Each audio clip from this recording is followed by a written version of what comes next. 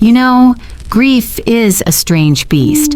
One minute you're drowning in it, the next you're just numb. But sometimes, grief isn't the only monster you have to fight. Sometimes the real battle begins asterisk after asterisk, the funeral flowers wilt. My name is Clara, and I learned that lesson the hard way. I married Richard later in life. We both had pasts, heartbreaks, but what we found together was real. Deep, quiet, comfortable love. He was established, successful, a genuinely good man with a kind heart, albeit one sometimes clouded by a sense of obligation towards his grown children, Jason and Chloe. From his first marriage, you see. They were adults when Richard and I met, polite enough on the surface, all stiff smiles and distant pleasantries during holiday dinners.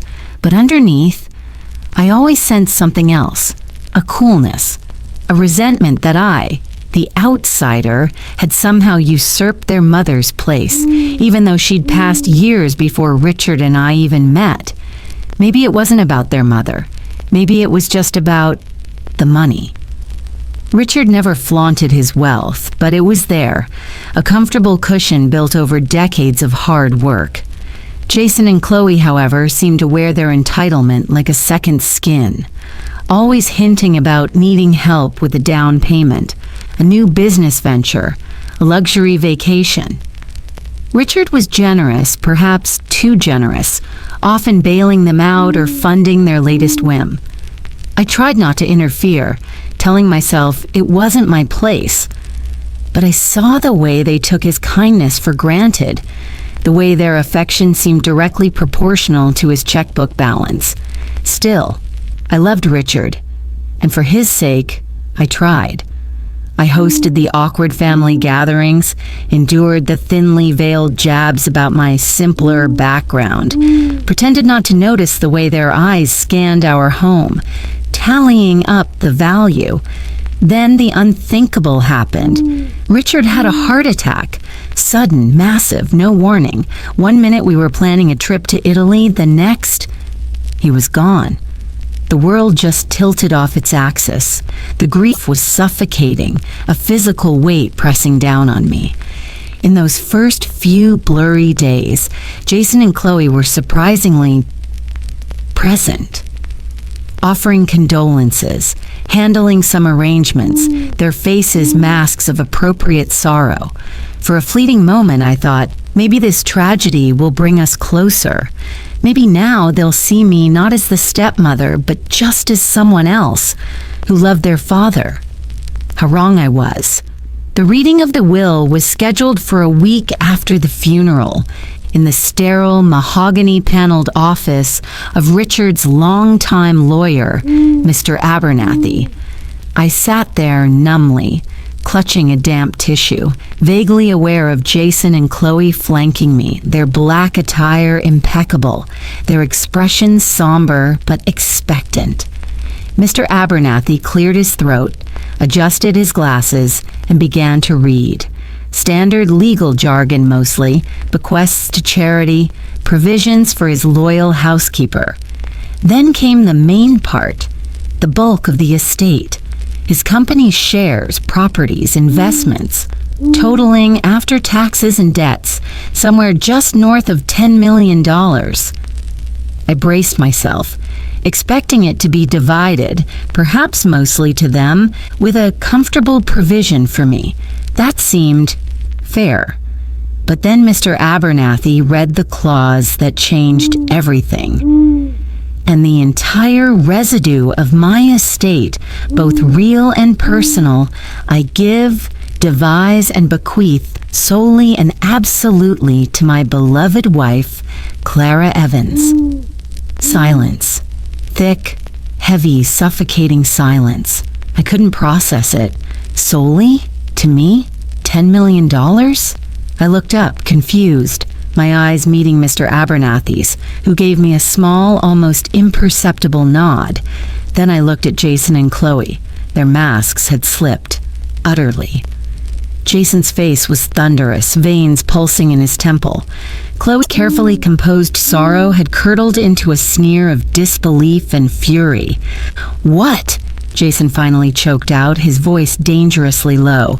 That can't be right. There must be a mistake. Dad would asterisk, never asterisk." "The will is quite clear, Jason," Mr. Abernathy stated calmly, though his eyes were wary. "It was signed by your father 6 months ago, witnessed and notarized.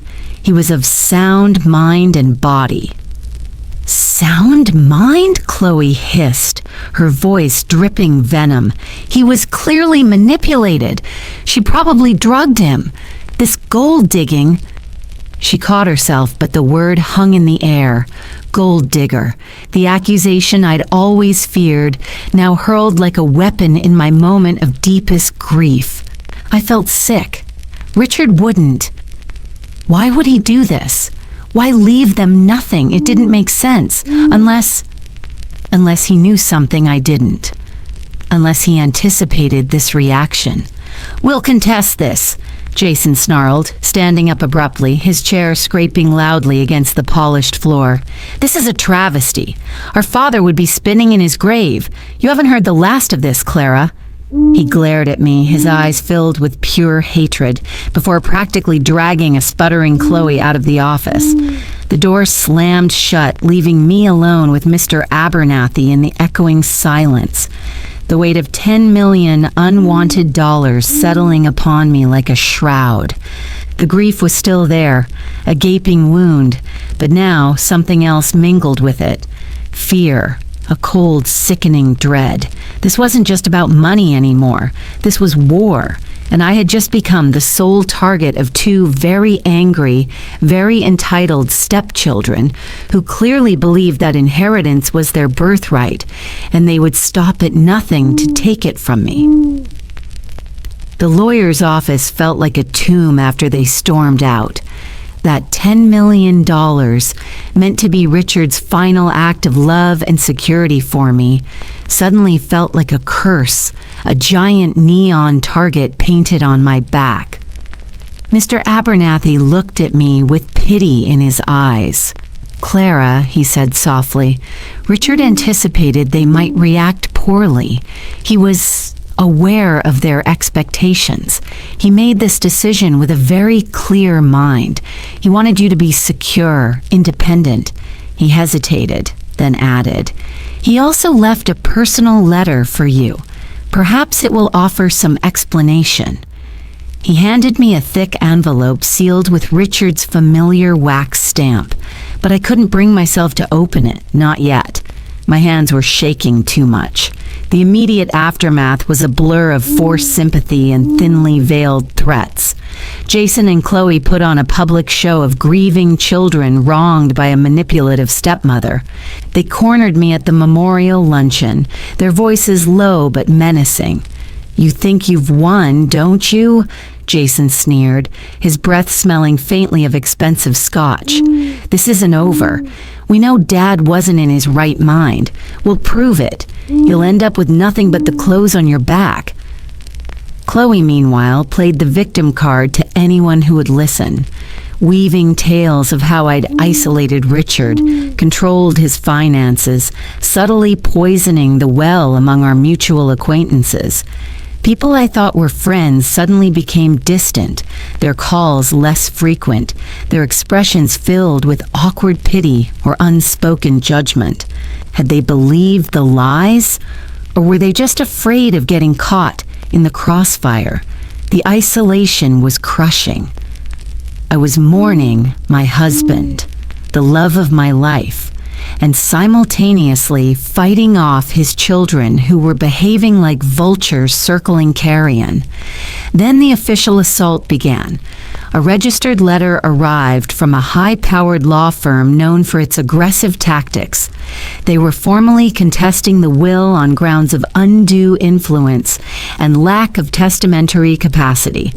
Legal jargon for "she tricked him" and "he was crazy."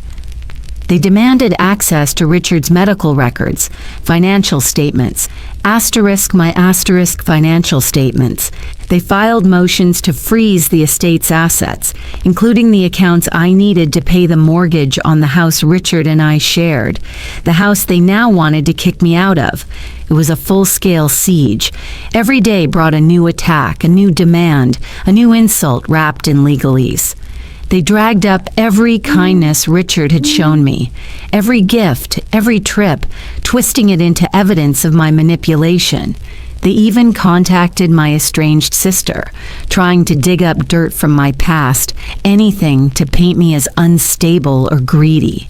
If you've ever felt completely powerless, watching people with money and connections try to systematically destroy your life, your reputation, everything you hold dear, then you understand the sheer terror I felt.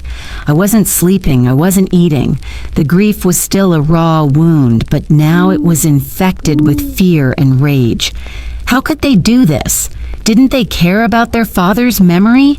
Didn't they care about the truth? Clearly not. All they cared about was the money. $10 million had turned them into monsters. Their arrogance was breathtaking. Jason would call, not even pretending politeness anymore, demanding I do the right thing and give back what's rightfully ours. He talked as if the money was already his, detailing plans for a new sports car, a lavish renovation for his already massive house.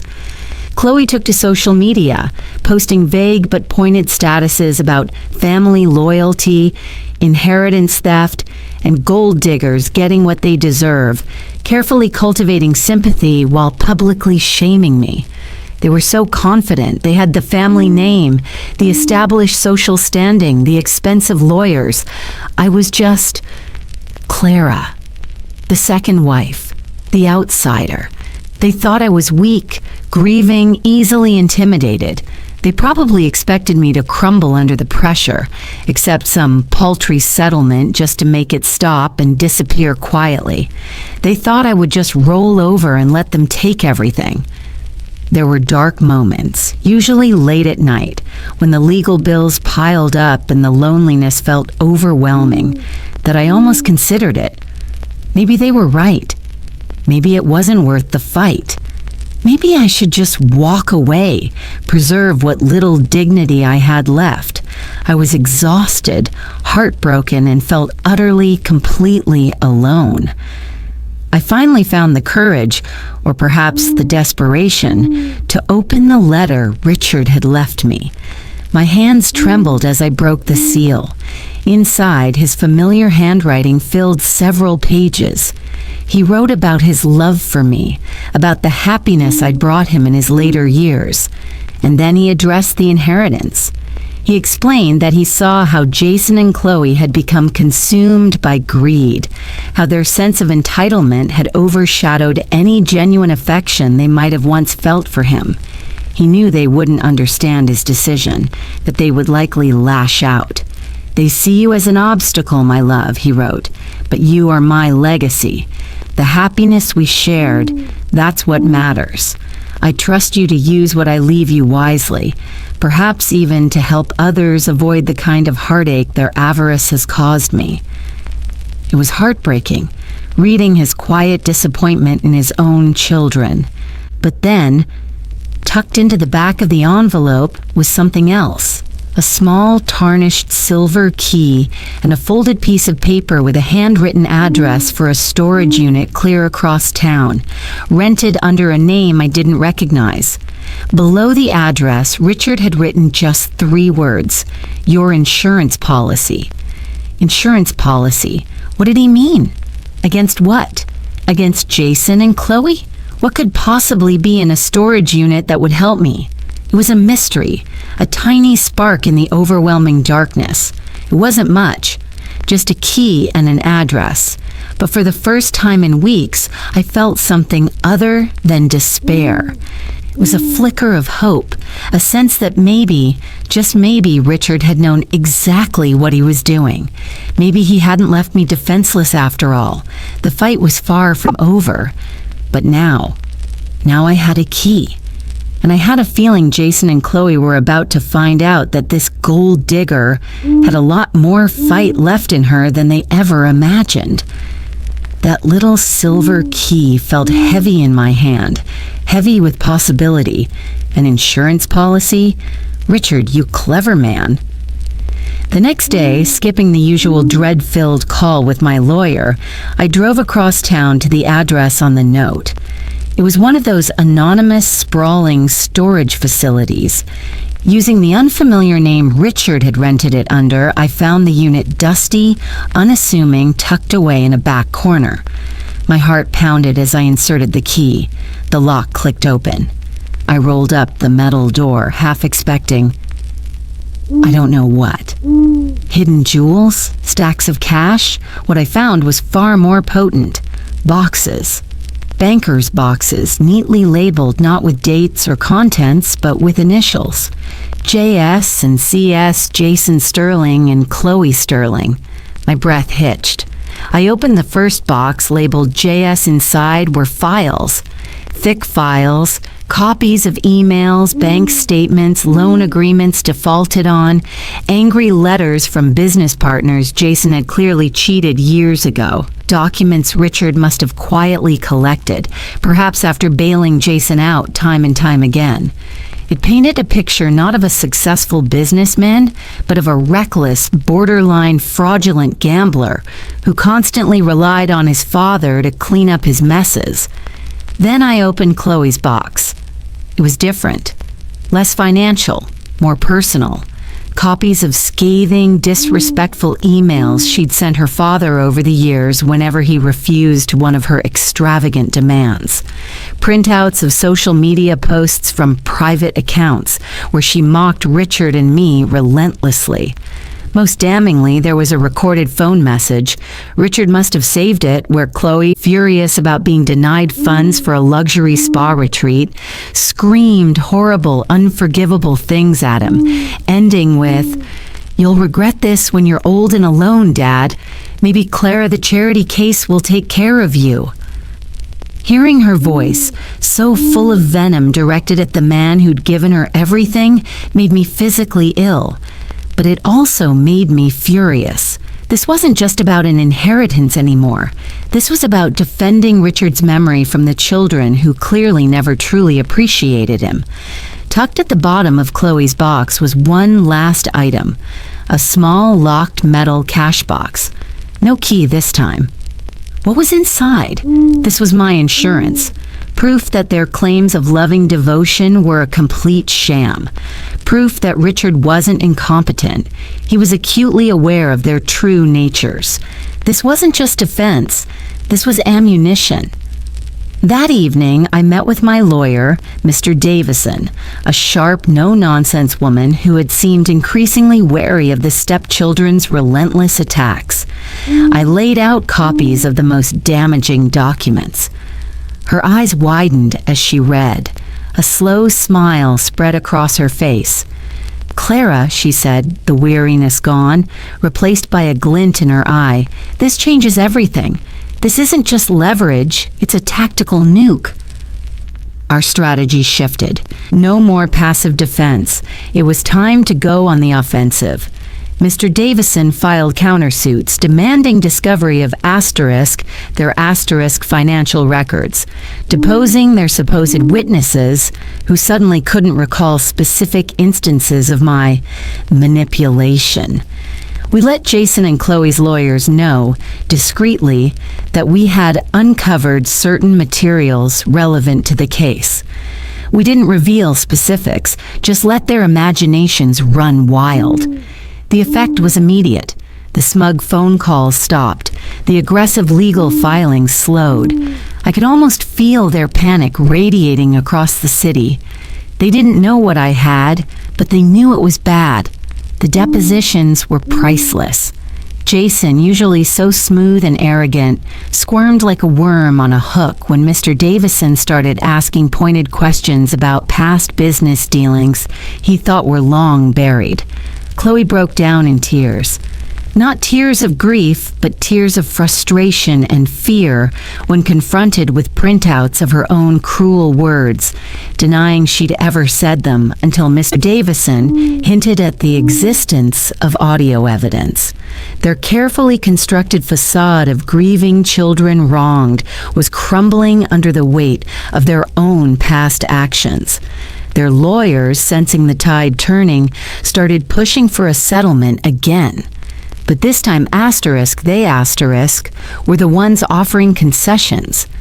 They proposed I keep the house and a significant portion, maybe half, of the inheritance, if I just dropped everything and made the unfortunate documents disappear. Half. After everything they put me through? After seeing the proof of how they treated their own father? Not a chance. I looked across the table at their expensive lawyers, then thought of Richard's letter, his quiet pain. No, I said, my voice clear and firm. We are not settling. We are going to court. And we will be presenting all relevant evidence regarding Mr. Sterling's relationship with his children and his reasons for drafting the will as he did. I also decided to deal with the locked cash box. I took it to a locksmith. Inside, nestled on velvet lining, wasn't more dirt, but something entirely unexpected. A beautiful antique locket. Inside were two tiny faded photos, one of Richard as a young boy, the other of his first wife, Jason and Chloe's mother, on their wedding day.